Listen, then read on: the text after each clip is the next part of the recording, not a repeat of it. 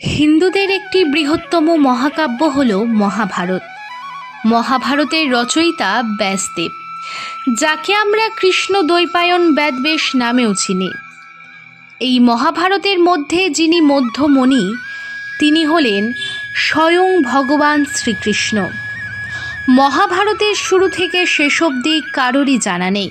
আমরা যেটুকু জানি সেটুকু খানিকটা উপাখ্যান, আর কিছুই নয়। তবে এর মধ্যে থেকে আমরা আজকের বিষয়টি আলোচনা করব। আজকে আমাদের আলোচনার পর্ব হলো মহাভারতের শেষে ভগবান শ্রীকৃষ্ণ কলিযুগ নিয়ে কি বলেছিলেন। তবে ভিডিওতে যাওয়ার আগে বলবো, আমার বন্ধুরা ভিডিওতে লাইক কমেন্ট করে দেবেন, কমেন্টে লিখবেন জয় শ্রীকৃষ্ণ।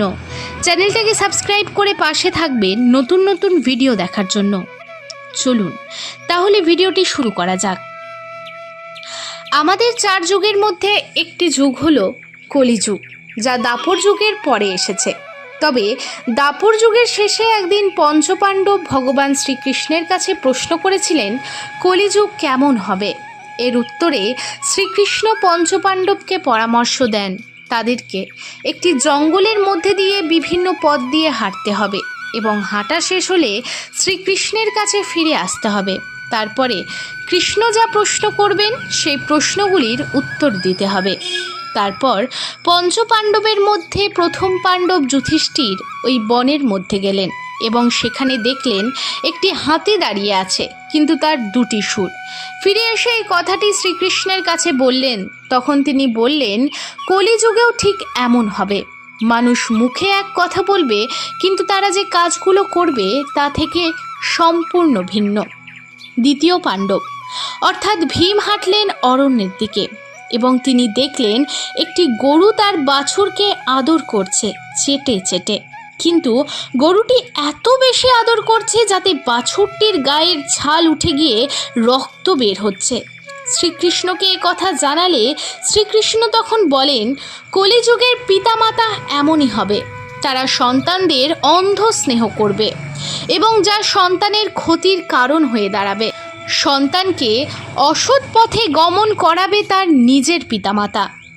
তৃতীয় পাণ্ডব অর্জুনও অরণ্যে গিয়ে দেখতে পেলেন একটি নদীতে পচা গলা মৃত ছাগল পড়ে আছে, আর ছাগলের উপর বসে আছে একটি বড় শকুন। সেই শকুনের ডানায় লেখা আছে বেদ মন্ত্র।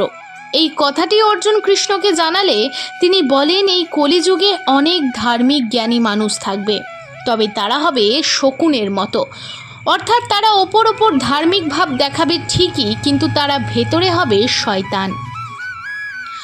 নকুলও অরণ্য থেকে ফিরে এসে বলেন যে তিনি দেখলেন একটি বিশাল পাথরের খণ্ড পাহাড় থেকে গড়িয়ে গড়িয়ে পড়ছে, কিন্তু কোনো বৃক্ষ তাকে আটকাতে পারছে না। তবে একটি ছোট্ট গাছের সাথে সে পাথর আটকে যায়। শ্রীকৃষ্ণ তখন বললেন, কলিযুগেও এমন হবে। মানুষের পাপ পাথরের সমান হবে, তবে মানুষ যদি হরিনাম করে তবেই সে পাপের থেকে মুক্তি পেতে পারে। সহদেব অরণ্যে গিয়ে দেখলেন একটি কুয়োতে এক ফোঁটাও জল নেই। তখন তিনি কৃষ্ণকে এসে বললেন। কৃষ্ণ বললেন যে কলিযুগে এমন অনেক মানুষ থাকবে যাদের জীবন জাঁকজমকপূর্ণ হবে, তাদের প্রচুর ধন সম্পত্তি থাকবে, তবে তাদের ভেতরটা হবে গভীর কুয়োর সমান, যেখানে কোনো জল নেই। অর্থাৎ তাদের মনে কোনো ভক্তি থাকবে না, তাদের মনে কোনো সুখ থাকবে না। আর এটাই হচ্ছে কলিযুগ। কথাগুলি কলিযুগের সাথে মিলিয়ে দেখুন মিল পান কিনা।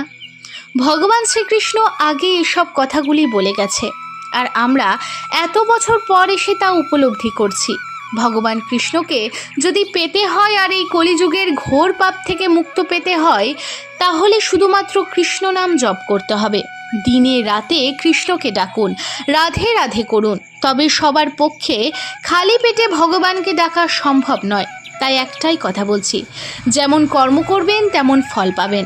অর্থ উপার্জনও করুন আমার ভাষায়, তবে এই কলিযুগে কারোর ক্ষতি করবেন না। নিজের মতো বাঁচুন, সকলকে ভালোবাসুন, তবেই আপনি পাপ থেকে মুক্তি পাবেন। কারণ আপনি কতদিন আছেন এই পৃথিবীতে আপনি নিজেও জানেন না।